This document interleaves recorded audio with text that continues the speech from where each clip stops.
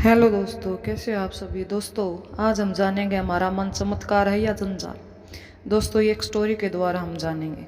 दोस्तों एक बार की बात है, एक आदमी अलौकिक शक्तियाँ हासिल करना चाहता था।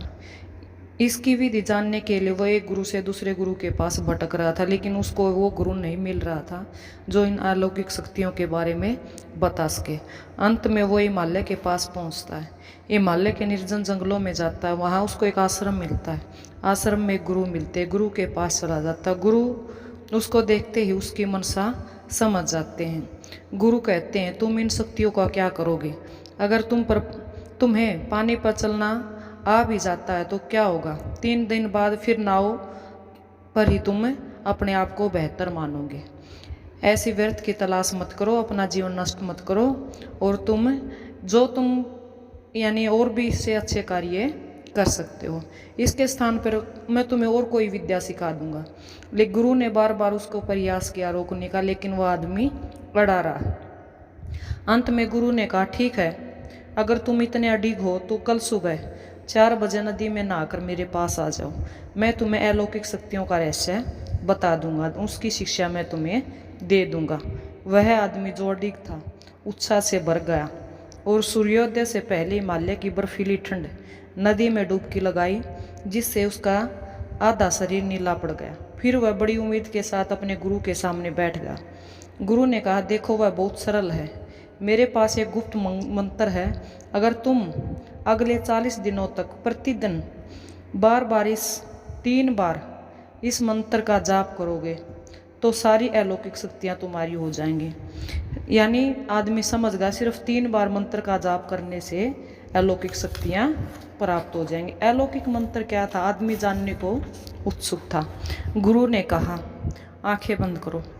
उस आदमी ने आंखें बंद की। गुरु ने कहा, अस्तो मा सदगम, यानी मुझे असत्य से सत्य की ओर ले चलो। गुरु ने ऐसा कहते ही आदमी खुश होगा।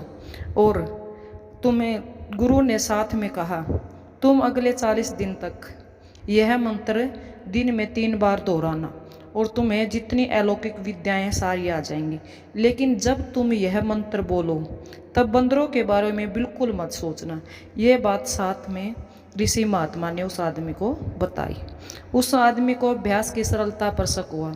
बस इतना ही मंत्र यह पूछकर बहुत खुश हुआ वह आदमी। गुरु बोले, अब तुम जा सकते हो और तुम 40 दिन बाद लौटना। वह आदमी मन ही मन में मुस्कुराया और कहा कि कितना मूर्ख है ये गुरु कि बिना मेरे से कोई दक्षिणा ली इसने मेरे को इतना अच्छा मंत्र बता दिया। और मन ही मन में कहता, भला मैं बंदरों के बारे में क्यों सोचूंगा, कितना मजाक किया है ये सब कुछ। यह सोचकर वह पहाड़ के नीचे आया, गंगा के किनारे पहुंचा। उसने पावन नदी में डुबकी लगाई और अपने अभ्यास प्रारंभ करने के लिए बैठ गया। लेकिन जैसे ही उसने अस्तोमा यानी इतने ही शब्द कहे थे तभी उसके दिमाग में बंदर घूमने लगे। हर बार जब भी कोई बंदर उसके मन में आता वह नदी में एक बार फिर डुबकी लगाता। उसने मंत्र को विभिन्न योग मुद्राओं में बोलने का प्रयत्न किया, लेकिन हर बार जब वह मंत्र का पहला ही शब्द बोलता तभी बंदर आ जाते, उनकी पूरी फौज आ जाती।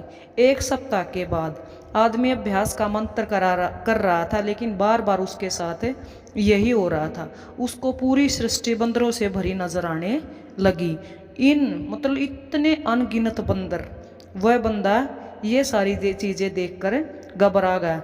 1 हफ्ते के अंदर ही वह गुरु के पास पहुंचा और गुरु से बोला, गुरु जी, ये आपकी कमबख्त अलौकिक शक्तियाँ मुझे नहीं चाहिए, मुझे बस इन बंदरों से मुक्ति दिला दो।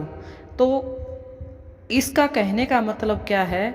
गुरु ने उसको जो बात बताई थी वो बात की बजाय उसके बंदरों वाली बात उसके दिमाग में बैठ गई, जो उस समय उसको सिर्फ मजाक लग रहा था।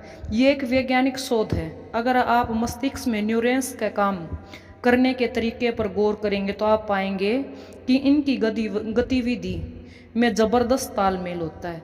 शरीर का ठीक से काम करना इसी का तालमेल का नतीजा है।